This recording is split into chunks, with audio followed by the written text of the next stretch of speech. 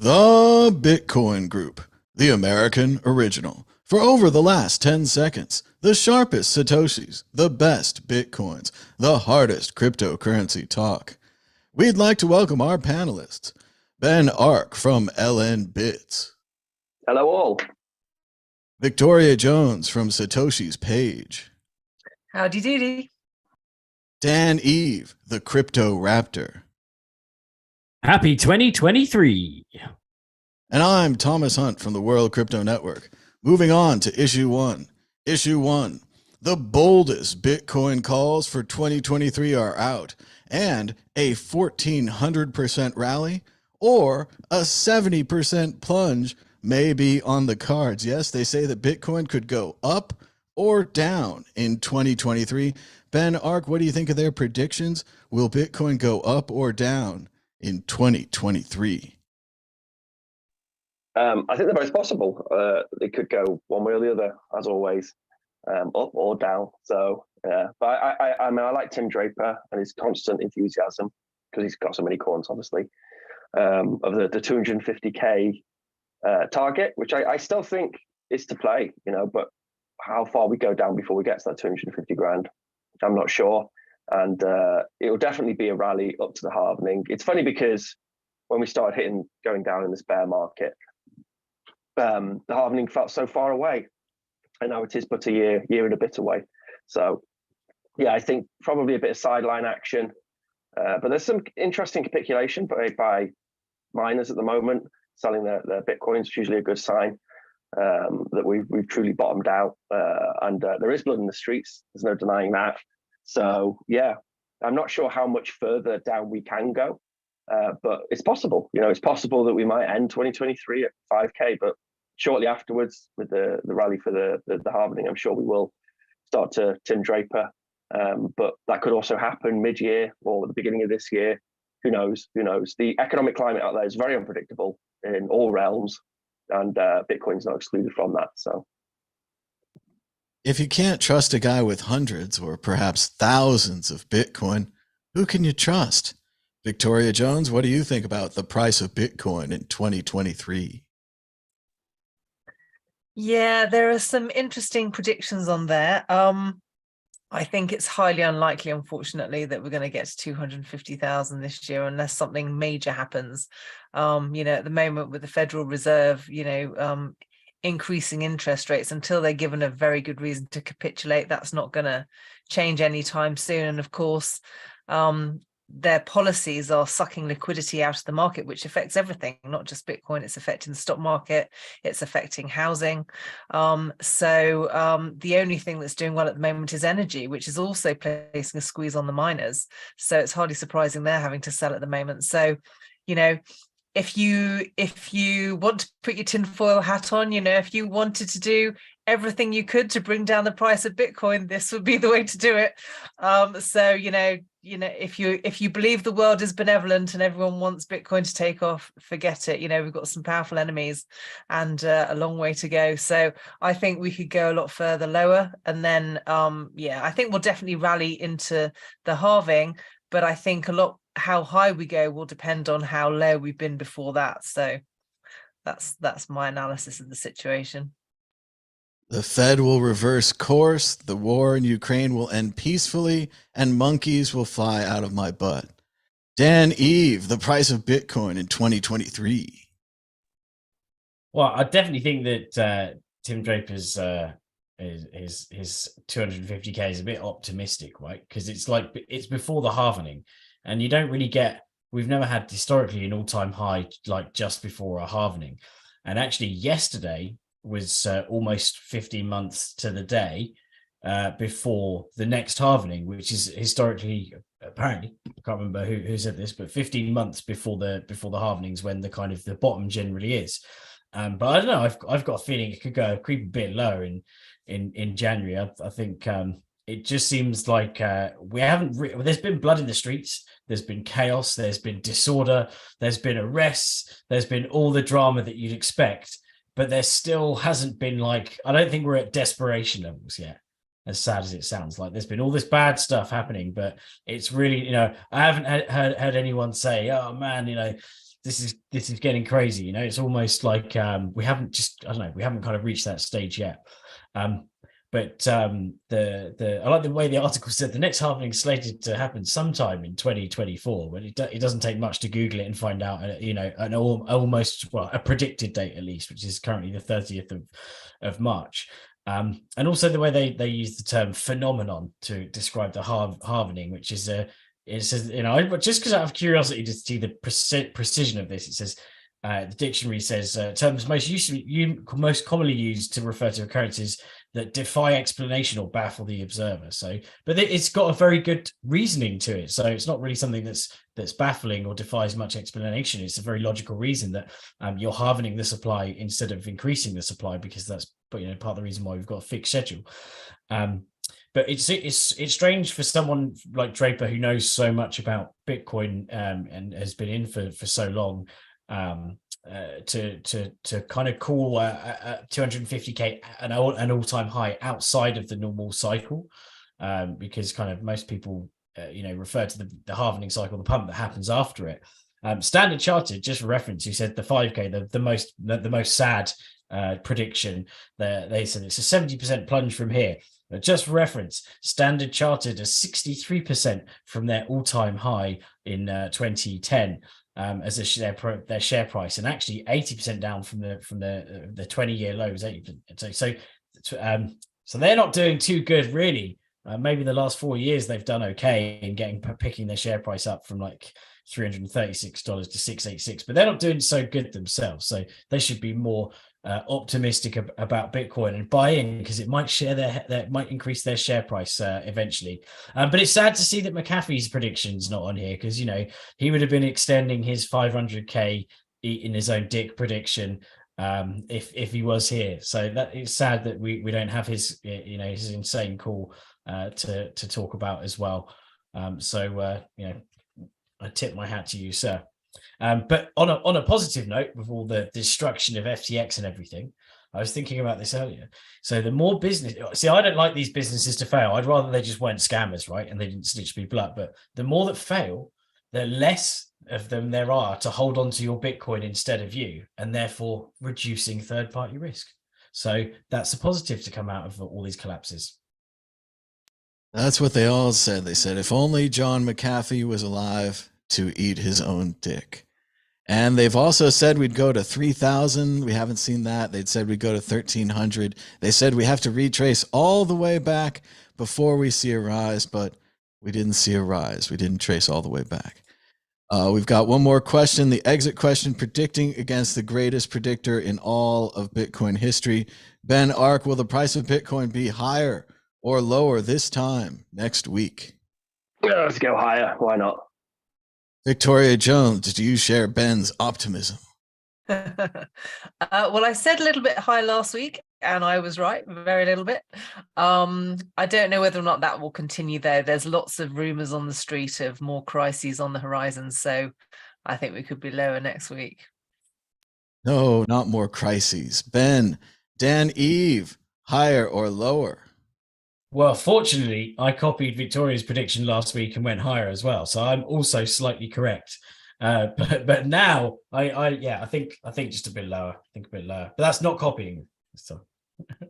And now we'll ask the ball. Remember, shaking it could cause bubbles. Will the price of Bitcoin be higher this time next week? Says it is certain. It is certain. So the ball has spoken. Very confident. Magic Bitcoin ball. Moving on to issue 2. Key Bitcoin developer calls on the FBI to recover $3.6 million in stolen Bitcoin. Luke Dash Jr., a popular Bitcoin developer, allegedly got hacked this week, saying that his PGP key was violated. His cold storage, which is supposed to be offline, seems like it was online. And of course, the thieves took not just one, not just some, but all of his Bitcoin, which he seemed like he had all in one stack. I think it was like 200 Bitcoin or something like that, allegedly stolen from Luke Dash Jr. Of course, this narrative fits really well into Binance and others' attacks on Bitcoin, saying that average Bitcoin users are too stupid to hold their own cold storage. Victoria Jones, what do you think about this Bitcoin developer and this libertarian calling on the FBI to get back his money? Well, there's a lot of irony in this story, isn't there? I mean, I have to say, everywhere that I've seen anything written about it, everyone's kind of going, what the hell is he doing in order to try and store his private keys? I mean, it's so convoluted. I mean, if the average person read that and go, that's what I have to do to store my private keys. I mean, it's just so overwhelming. It's like, buy a Trezor, for heaven's sake. So, you know, it's everyone's very puzzled as to exactly how he was storing his Bitcoin. And I think that has a lot to answer for before everyone gets really whipped up about it. And then, yeah, you're absolutely right. You know, the concept of calling on the FBI to help you. I mean, even in the past, often it's been other members of the community who've kind of looked at the blockchain and tried to chase down who the hackers might be. That's normally been where the best solutions have come from. So, yeah, for a libertarian to be running to the FBI, I mean, there's huge irony. And they say that right at the end of the article, don't they? It's just like, you know, what is it? The decentralized platforms cutting out centralized authorities is a pipe dream. And it's just like, well, yeah, it seems like that. But the reality is, you know, with a new monetary system, a lot of these authorities need to be recreated. So, yeah, so there are lots of anomalies in that story. And I think there's still a lot to be unraveled before we all get whipped up about it. Well, if we look at the story just basically, he's violating all of the basic cold storage, personal storage usage rules that we try to tell you about here. Number one, he has all of his Bitcoins in one stack. This is really easy for math calculations. How much is my stack worth? You know, you just multiply the stack number by the Bitcoin price. But it's very bad for hacking situations because the hackers always take it all. They always take it all. So if he'd even had 2 PGP keys, maybe the second one wouldn't have been compromised. It does seem like he has a very complicated way of holding his Bitcoins. I heard about another guy who held his Bitcoins in LastPass. Yes, he put the key in there, and then he put the lock in there too. So when the hackers decrypted his LastPass, they got the lock, they got the key. Don't store the lock with the key. It sounds like Luke Dash Jr. had all of his Bitcoins online, not in cold storage, didn't have multiple Trezors or ledgers, multiple stacks, and it seems like he lost them all. Dan Eve, what do you think about Luke Dash Jr. and his appeals to the FBI? Although he does seem sarcastic. He's like, oh, I knew you wouldn't help me anyway, FBI. But he's also just complaining about the service. He wants his pizza in 30 minutes or less, or it's free. Yeah, God damn it, you FBI. I paid my taxes, you goddamn scammers. I thought that was quite amusing. I mean, no, obviously it's really sad, right? You know, he's a core developer. He's been doing so since 2011. He's you know, contributed a lot to the community, including obviously not just code, but also crazy tweets. But he's a very interesting character, and you'd think that someone who's kind of so embedded in Bitcoin would follow the kind of the storage principles, right? The article did point out that that he said, you know, what one was from a hot wallet and one was from a cold wallet, but the cold wallet was connected to the internet. So it's not cold storage, right? That's by the very definition of cold storage, it's kind of not cold storage. But it does sound, you know, as Victoria said, it sounds very kind of complicated the way he's done it. And maybe he thought, you know, if I'm storing it like this, that, and the other, that it's going to confuse people and they won't ever try to hack me. Or maybe it's that kind of principle that it's like not the bicycle helmet fallacy, but like the if he's such a shrewd coder and knows everything so well that no one will even bother trying to hack him, so he can kind of be lax in his security processes because people will think, oh, I'm not going to try and hack him because he'll, you know, he's probably so secure that it's just going to waste my time. Sounds like it was maybe linked to this server issue that he had in, I think, November, they said. So that could potentially be it, or some software, BTC or something, knots. What was it called? Something knots. Some sort of software that had a backdoor in that he's recommending that people. Well, Dan, with the server issue in November, it sounds like he had some warning of this And at the very least, he could have taken his Bitcoin, moved them to another account. It wouldn't have cost him that much. He could have gotten a Trezor or a Ledger. He could have split up the pile. It seems like you have to, if you have a warning, you get one of those little messages, someone's trying to log into your Google, at the very least, change your password, right? I mean, that's a normal person thing to do. This is a, grand level programmer. He had this warning. Seems he did nothing. He left the money where it was. Yeah, it's sad, isn't it? And the thing is, though, when I've had a kind of scare like that before, I thought, what if my device is compromised? And then you go through right, I'm going to generate new keys, and I even bought a new laptop just to create the new seed from the brand new laptop that was not connected to the internet and all that. And then I was like, then it took about a year to actually send the crypto from one place to the other, because I kept on fretting about it and thinking, well, what if I've compromised it by doing the very action of, and you kind of maybe get yourself into a bit of an anxious loop over how to secure your own funds.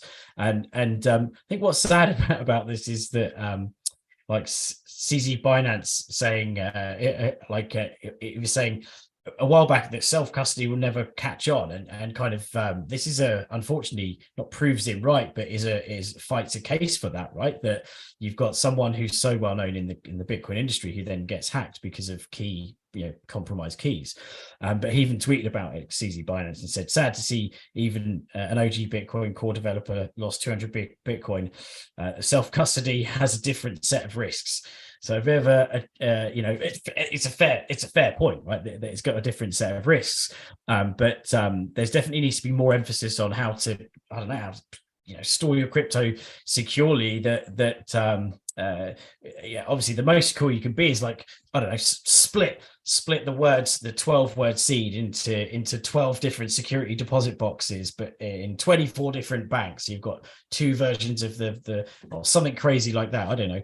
You can go down to all sorts of levels of security. But as you're saying about LastPass, I don't know if you remember when in 2017, when Ian Billionaire, another very sad case, where live doing an ICO shilling session, someone had hacked into his Evernote and just basically wiped his funds from before his very eyes.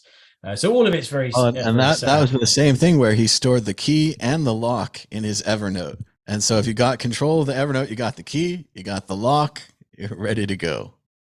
Yeah, and it's sad, it's not nice to see anyone losing funds, but it is one of the the risks of Bitcoin. Unfortunately, so we just need to kind of support each other more, and in terms of information on how to secure your Bitcoin, use cold storage, all that sort of thing, and make sure that your seed isn't compromised as best you can. I'm just, of course, reminded of Philip K. Dick, the famous sci-fi author, who worried in the 70s about if someone had blown up his safe, and his safe was full of writings and alternate drafts and things. And he eventually got down to it, and he realized that it was quite possible that he had blown up his own safe. And that was a far greater problem to him than the government. And in many ways, Luke Dash Jr., with his overcomplicated solution here, blew up his own safe.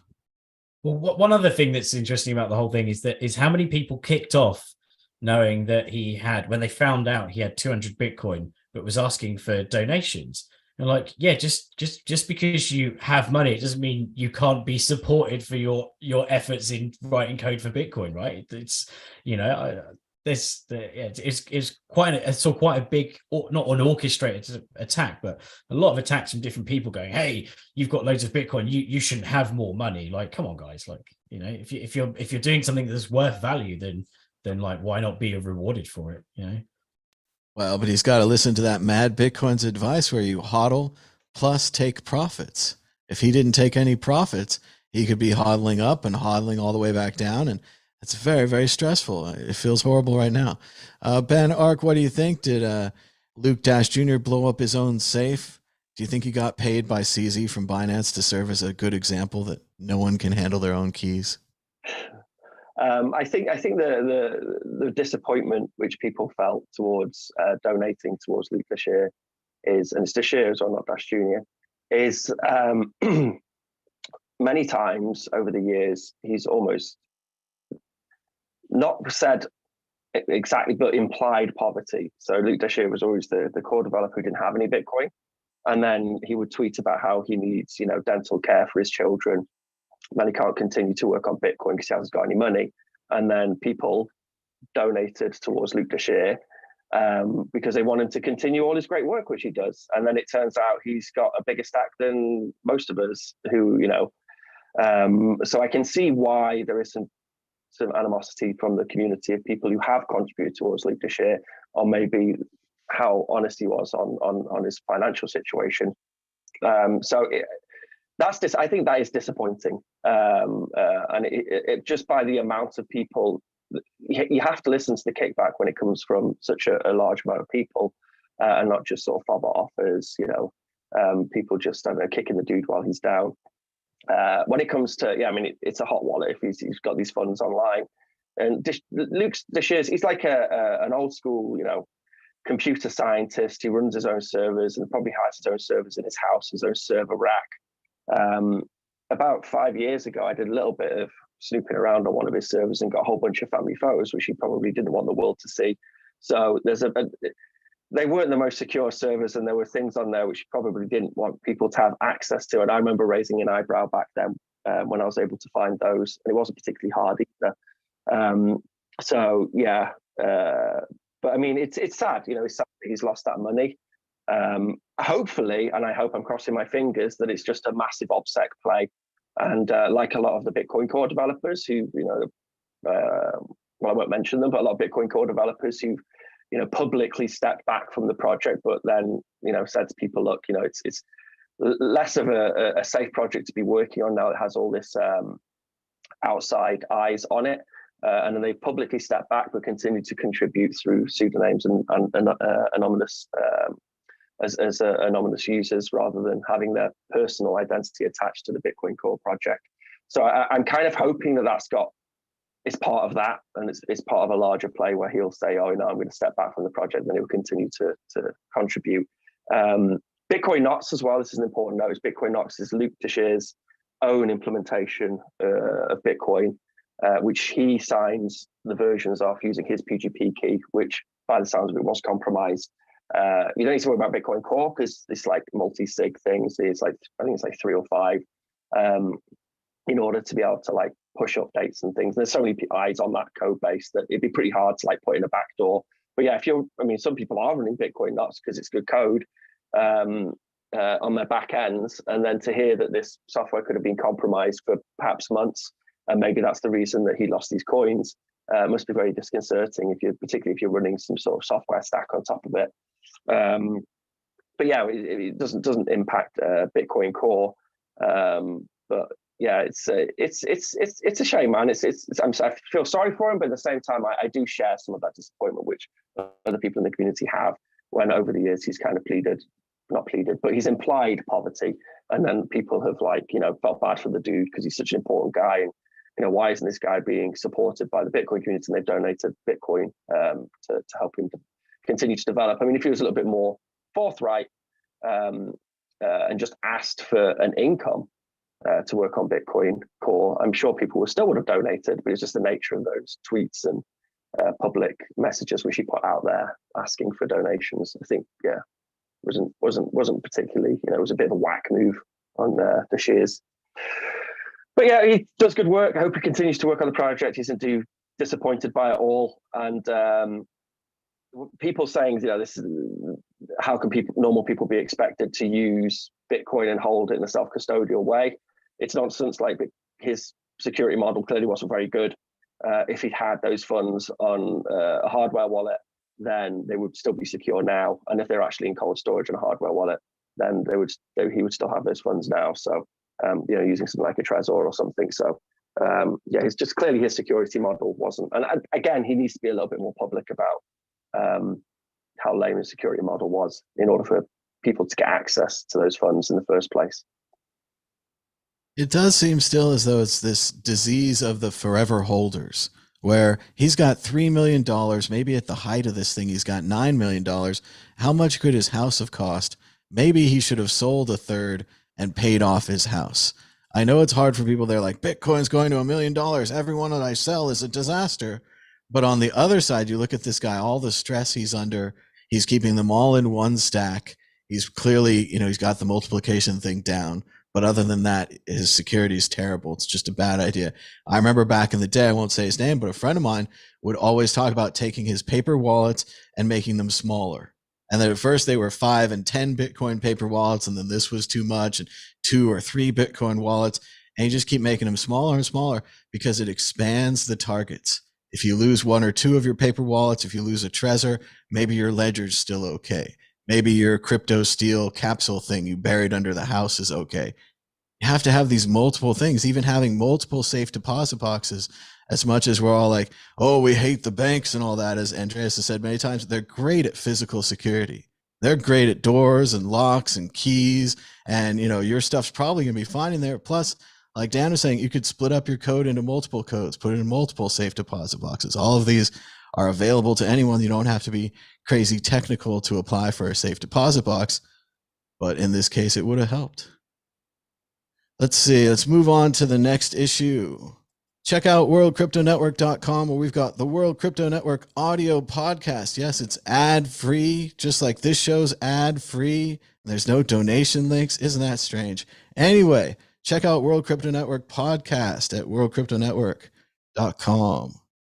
Issue 3, why Bitcoin supporters organized a bank run on crypto exchanges. Yes, Yahoo is finally talking about Proof of Keys Day, started by Trace Mayer in 2019. Proof of Keys Days ask Bitcoiners to take their money off of exchanges. As I'm sure the article could have said, if they had asked FTX to prove their keys, maybe more people would have their money today and less of it would have gone to FTX.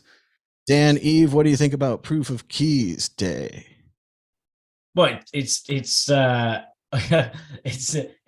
that we've just talked about the story of prominent Bitcoin figure losing his Bitcoin because he was hacked because of the way he stored his keys. But still, there's still so much more upside to having your own keys than to giving it to a company like FTX or Celsius. Like Bitcoin Magazine just did.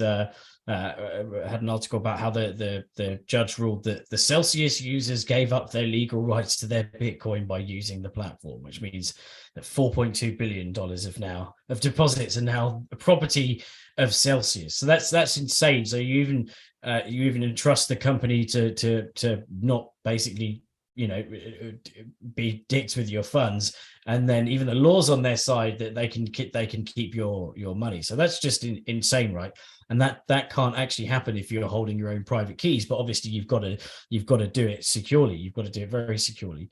So it's in the backlight of Luke Dashier. I always thought it was Luke Dash Jr.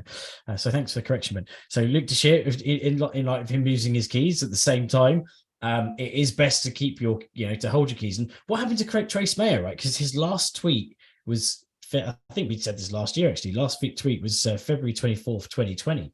So after was it Grim? Which what was it Grim? Yeah, it just disappeared into the ether. There was an incident at the Tone Vase Con where Trace Mayer was allegedly walking around promoting Mimblewimble or Grin coin with a weird piece of paper and a weird website, and people thought maybe he'd bought too much of the coin and he was trying to sell it, and it seemed kind of desperate. Everybody thought Trace was really well off. He was a lawyer. He had all these investments. He had this beautiful 7 network effects of Bitcoin. He did great podcasts. And then I suppose over the embarrassment of this one small issue and the natural overreaction of the Bitcoin community, he completely disappeared. Oh yeah, because the first, I think it was either Trace Mayer's Run to Gold, which then turned into a Bitcoin podcast. It was either that or watching you on YouTube as Mad Bitcoins. That were definitely the two first shows. I can't remember which was the first. But what was cool was when you interviewed him at the Unconfiscatable conference, and he's the first thing he said was like, "I've been waiting to be interviewed by you for years." That was really cool. So that was just nice being in that involved in filming that. And Trace was a great guy, and I think the community should forgive him for whatever it was about Grim and Mimblewimble coin. A lot of people fall for an altcoin. We don't have to throw them completely out. Obviously, though, I don't think he liked the reaction of the community. Yeah. So he's probably gone into hiding, which is a shame because he did so much to promote Bitcoin. He was such a good force for Bitcoin. But yeah, back on the proof of keys. Yes, we've had like Celsius, BlockFi, Voyager, FTX, Alameda. Like these companies are just, and that's just from 2022 alone. You really should hold your own keys because that's hold your own Bitcoin and therefore hold your own keys and therefore your own Bitcoin, because you can succumb to these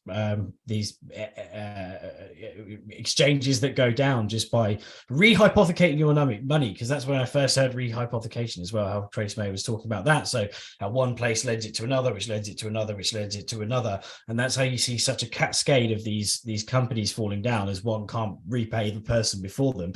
It's like the UK sort of housing chain where someone's waiting for someone else to sell theirs, to sell theirs, to sell theirs, to sell theirs. And if one falls through, then everyone falls through. It's this cascade event.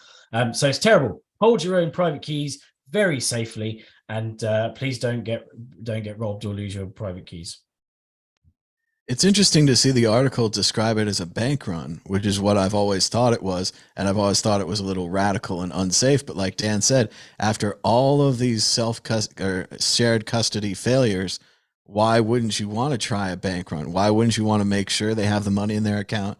And while I agree with Josh Shigala from Vaultora, who always reminds us what a horrible day January 3rd is to do this. Most everyone's on vacation. The engineers aren't there. Often you're a completely legit exchange, but you've got to take money from the cold wallet, put it in the hot wallet, put it in the warm wallet, all these kind of things, which do take keys, which do take access to safe places and so forth, which sometimes you can't access on January 3rd. So I think it's poorly timed, but a great holiday, and even more important now than before, sadly. And you think things would get better. We'd have more adult exchanges. We have less adult exchanges. Ben Ark, what do you think about Prove Your Keys Day? Yeah, Trace May. I mean, I love Trace May. It's such a shame that he had that kickback from the community, because Grimm's, the crypto bank Grimm's cool. It's cool. And Nimblewimble as well. So I can see why he's excited about it, particularly as he's a proper full-on libertarian. And I think why Trace is needed is he was always a great advocate for just ultimate privacy on the base layer on chain, for fungibility. This idea that verifying coins trumps fungibility is just, in my mind, wrong. Like the reality is you need as much, zero knowledge privacy on the base layer. So I was very much with Trace on that. So it was a real shame that that voice has gone, because I think he was always kind of pushing that dialogue, which was great. And similarly, another, just like Dan, he's a big influence for me when I first reached out and looked at content to consume for Bitcoin. There wasn't much out there. There was you, Thomas. Well, not Thomas. I mean, whoever this Mad Bitcoins guy is. And then there was Trace Mayer as well, and Max Kaiser as well, of course. So it was a shame that he felt so betrayed by the community. I mean, he'd worked so hard and tirelessly for Bitcoin. I think that he felt the cold hand of the Bitcoin community against him, and I think he felt betrayed, and that was a real shame. But yeah, no, the holding your own Bitcoin. I really liked what Nick Shinelli said on this. Was the core developer or ex-core developer, one of those people I mentioned before, in the kiss your keys. So keep it simple. Like, the biggest risk, time and time again for people, is seeing some tweets about multi-sig and blah blah blah, and then they create this very convoluted security profile for holding their Bitcoins. And in reality, they should just go out and get a hardware wallet, a couple of hardware wallets, like you say, split the funds up, have a wrench attack stash, have, your actual stash split up maybe against a couple of Trezors or a couple of hardware wallets if you can. And then split those seeds up. That's great. That's fine. That'll do. And have it simple enough that it's possible to restore, rather than doing something too convoluted. So kiss your keys, I thought was a great quote from him. But yeah, it's terrible timing for the industry and for all these exchanges. But maybe, that was Trace trolling these big exchanges, knowing that it would be a pain for them, because he wasn't such a fan of the big exchanges.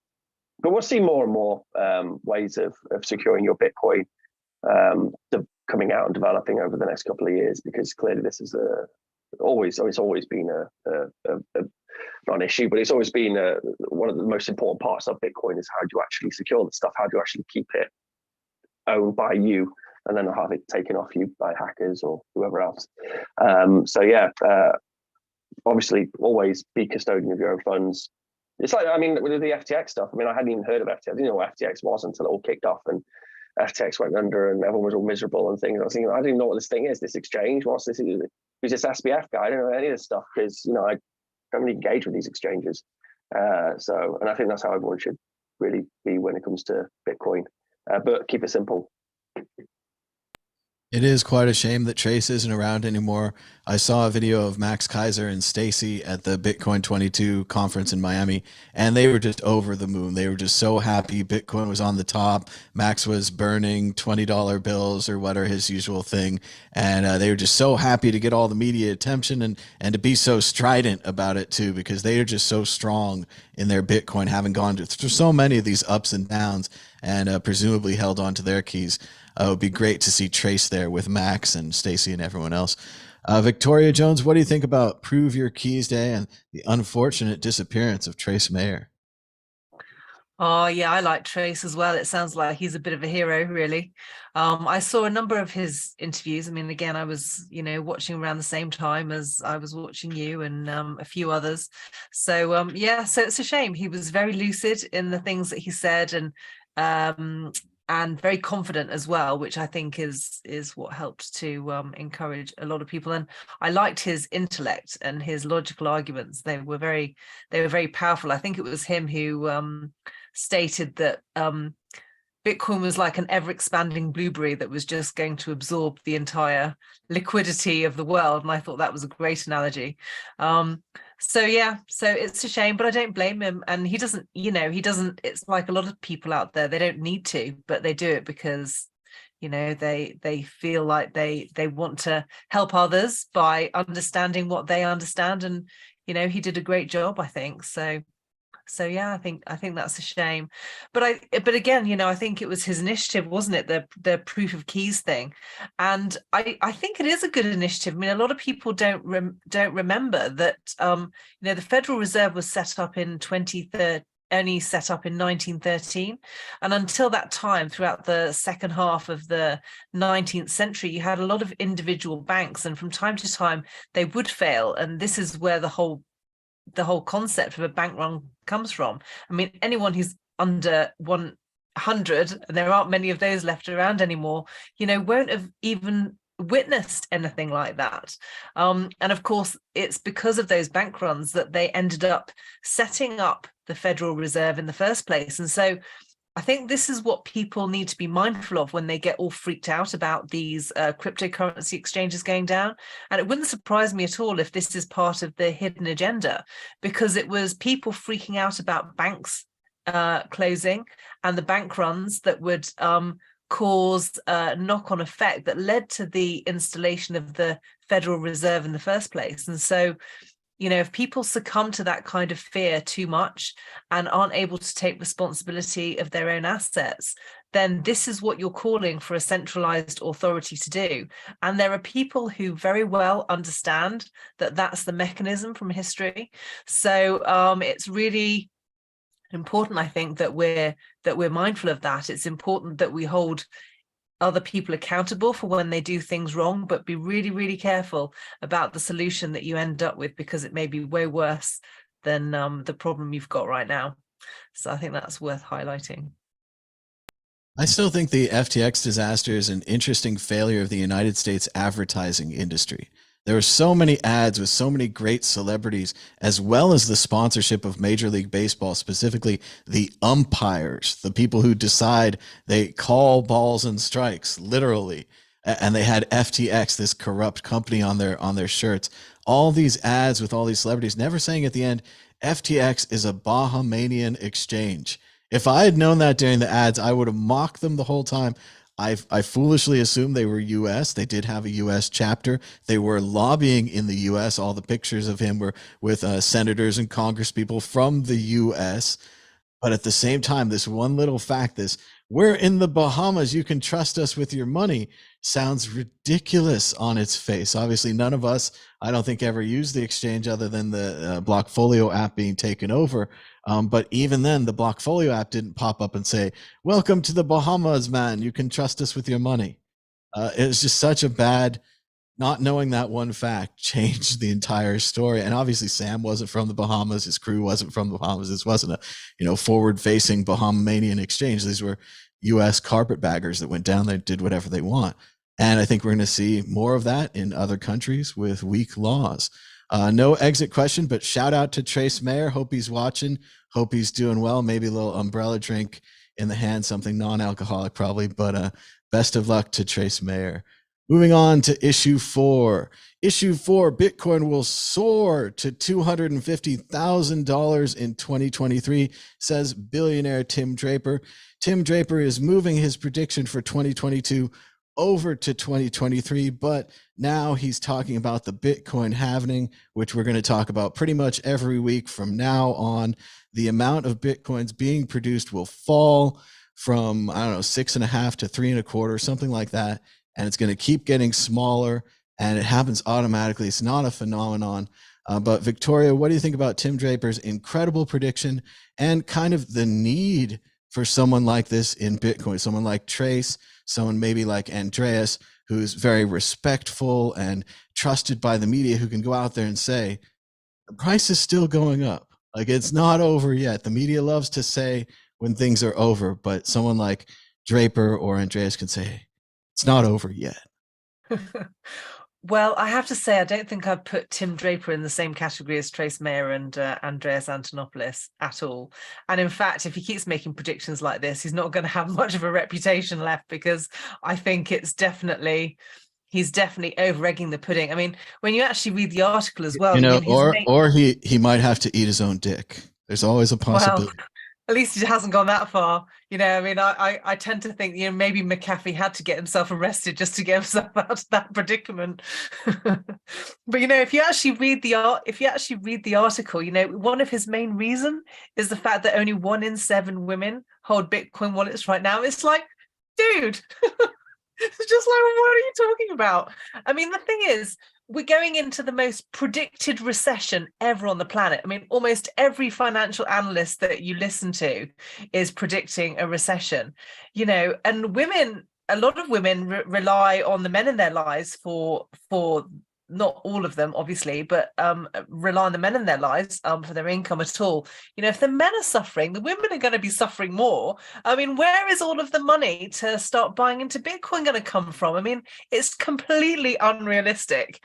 And if you still talk to people who know nothing about Bitcoin at all, the way they're suffering in their normal lives, I mean, they've got to implicate their heating bills are going up, their electricity bills are going up, the values of the houses are going down, food bills are going up.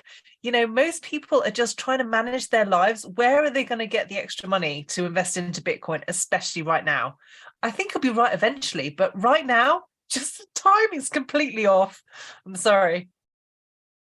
I think he also thinks that the women are going to take the money, make money on it, and then go shopping. And it's a tough thing to say these days. It's partially true. Women do shop and they spend money. Well, they do. So they'd rather spend it than buy Bitcoin. That's for sure. Exactly. And everything's on sale now. Like physical goods are down. Dan, Eve, what do you think about Tim Draper and $250,000 a coin? Well, I mean, I've read a few articles on this, and it does seem he kind of basically says, to shorten it, he says it's going to be $250,000 because women, because that. That's the shortened version, right? But I'm with Victoria about the 80% of retail spending, is apparently is women, but they've got bills that are going up like everyone, like retail, and that's retail spending. It's not investments, right? So what percentage of male and female actually put money in investments, and especially high risk investments? Look at gambling, for example, and that is dominated.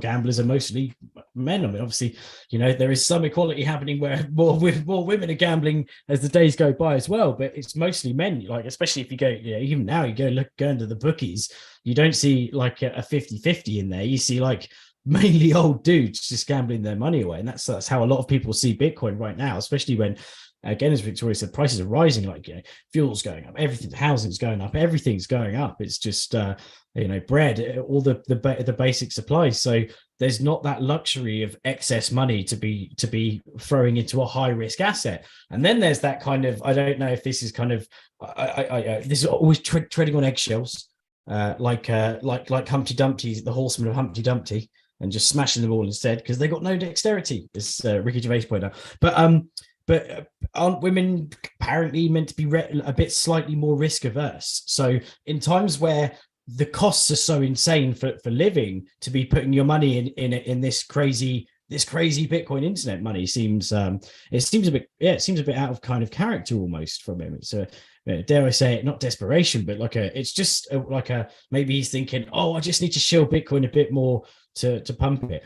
But what I do agree is that in general principle, the number of women in Bitcoin is increasing steadily, and that's really positive for the ecosystem. It's not like this one-sided thing where you go to a conference and just see all dudes there. So that's ultimately good. But whether that's going to be the driver, and especially for 2023, it just doesn't seem too realistic. And but because it's prior to the halvening as well. So as the 1400%, it would mean as an upside from where we are now, which is huge. That's 14x from where we are now. I think he even said by mid 2023.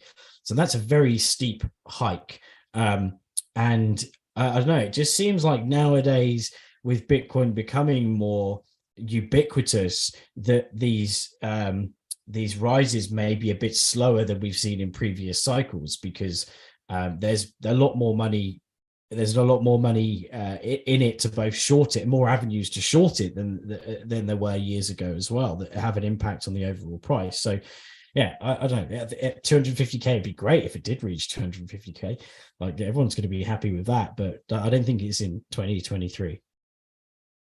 I think we've almost got a Monty Python sketch going here, where it's the middle of a economic crisis and you go to your wife and you're like, wife, what did you buy at the store? And she's like, I got magic beans. I got Bitcoin. And you're like, they're on a paper wallet. See, they're safe. They can't be.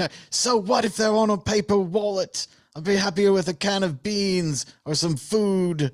So yes, it is very hard to think of women wanting to buy Bitcoin at this time, but I do like his dedication to it. And Craig Wright pretending to be the Messiah, is he's not Satoshi, he's a very naughty boy. He's fake Satoshi. It's not real. But I like his 250k, and I like talking about the halvening, when the amount of Bitcoin being produced will reduce by half. I agree with Dan, it might go up slightly less, but at the same time, I wonder how many businessmen have heard about the halvening and are looking for that down point. They're looking for, when do I enter? I want to get in before the rest of the guys, but not too early because it could dip. And I think that calculation is going to go earlier and earlier. I think people are going to learn about the halvening earlier.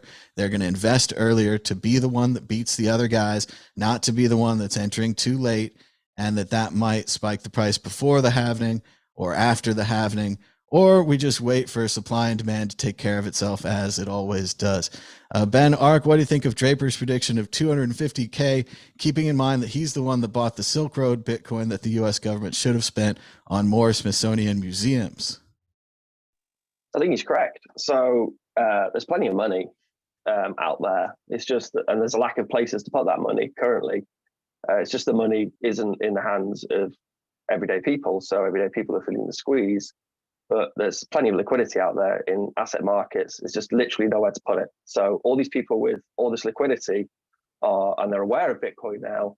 Bitcoin is this little puddle, mom and pop investors, average people investing money in Bitcoin, buying Bitcoin because they're interested in technology. They hear about Bitcoin, blah, blah, blah. Their friend gets rich, so they buy some Bitcoin. And the institutional investors haven't been anywhere near Bitcoin. You have a few, billionaires who've got interested in Bitcoin over the years, but there's this huge ocean of liquidity, which as soon as the Bitcoin price goes up, and it does the usual predictable rise, which it's done in the past, where, we went from $300 to 20K, and then we went from down to 3K, and then we go up to whatever it's $50,000, $60,000. And then we drop down to whatever we are now, 13K or 10K, where we'll end up eventually, in this bear market. And then boom, it will go back up to, I think if you just transpose those bull cycles onto the price as we currently are, is 240k. Is the where we're aiming, and like that's the and there isn't the money in Bitcoin. Institutional investors, people with all this liquidity and all this money, aren't putting it in Bitcoin. The squeeze which most people are feeling is wealth disparity. You have some people in the planet who have a hell of a lot of money, hell of a lot of resources and liquidity, and then you have fewer and fewer people on the other side who have, you know, a lot less money, and they're really feeling the squeeze, and that's very sad. But it's not normal people, normal, you know, Bitcoiners as plebs, the people who historically have bought Bitcoin and have got the price to where it is now with the help of a few billionaires along the way. It's all this institutional investment and that huge ocean of liquidity, which is just going to flood into this little puddle. And the reason the price is so volatile, the reason it can drop so much, is because there isn't enough liquidity in Bitcoin, which means that there can be a hell of a lot. We need more liquidity, and just as the price can be pushed down so heavily, it can go up, you know, just as quick. So yeah, I think 240k, 250k. I think Tim Draper's on it. He knows what he's talking about. He's correct. We need more liquidity, Ben Ark. And just think about it. If the United States Smithsonian Museum accomplished their goal of creating a Smithsonian Museum in all 50 states, there'd be a free Smithsonian Museum in Iowa. And you could go there if you lived in Iowa and learn all about Iowa. There'd be one in Illinois. There'd be one in Milwaukee, in Wisconsin, all over the place. There could be these amazing Smithsonian museums, but instead we sold the Silk Road Bitcoins for nothing to Tim Draper and other venture vulture capitalists. Running out of time, quick exit question. Predict the future. Will the price of Bitcoin rise to $250,000 in 2023 as Tim Draper has predicted? Dan Eve. I don't think it will. It would be lovely, but I don't think it. I don't think it will. Maybe 2024 or 2025, but it would be great. I'd love to see it, but I just think it's just a bit too early. It's before the halvening, and it's not, you know, not in line with previous kind of cycles, I think. I need a special button to push for more optimism. Victoria Jones, more optimism. 250k. Well, I could say yes, but I would be lying. You know, I mean, I was listening to Twitter Spaces earlier today with Simon Dixon, and there were some very angry traditional investors on there talking about the Gemini exchange, really getting freaked out by the fact that there seems to be a hole in the DGB balance sheet. I don't think institutional investors are going anywhere near this in the immediate future. I think they will eventually, but this year, no, I don't think so. Well, that's one of the best ones for me, because I got to go on a special DCG Napa wine tour, ate pizza with Barry Silbert, and now I'm more successful than them. I'm the one that didn't loan out any of my Bitcoin for any kind of earn programs or take anybody else's money allegedly and loan it out to other earning programs, which eventually went to FTX and lost all their money. The return on Bitcoin was fine. Why did these guys want so much more? Ben Ark, exit question, 250K. Show me some positivity. Yeah, 100%. We could get there. Countries, big institutional investors, they'll start flooding into Bitcoin. As soon as it starts to trace up, and they're just aware of its historical boom bust cycles we've had in Bitcoin, everyone's going to join the bandwagon. All these people who have all this money, but they don't know where to put it, which is currently where we are, they'll all flood into Bitcoin, and that price just was so volatile. We have so little liquidity in Bitcoin, it can push the price up there. So hold on to those Bitcoins. Try and sell as little as you can. I know it's hard because you've got, you know, obviously bills to pay and everything's going up in value. So this is just the nature of the game, isn't it? Like there's a brief window where normal people can latch on to something like Bitcoin, and they can make, you know, great returns, but better the personal circumstances. But that brief window is closing, and on those people being able to buy Bitcoin and make those returns, and it's now going into the hands of those big institutional investors and governments as well. So yeah, it's huge. Like Bitcoin's potentiality to go up in value is infinite. And this year, 240K, 200K. I wouldn't be surprised if we hit 200K, totally. Finally, some optimism. And I wouldn't be surprised if one of those large institutional investors wanted to invest their profits in the Smithsonian Museum, creating 50 Smithsonian museums in all 50 states. And as Ben said, it's simply a matter of basic economics. If the supply of Bitcoin is going down, which we know it is because we know about the halvening, we talk about it every week, and if the demand for Bitcoin is going up, because more and more people want it, and not every millionaire can have one whole Bitcoin, then the price must inevitably rise. That's simple economics. You could read it in a textbook, allegedly. But we're running out of time. Ben, Ark, do you have a prediction or a story of the week? Go ahead.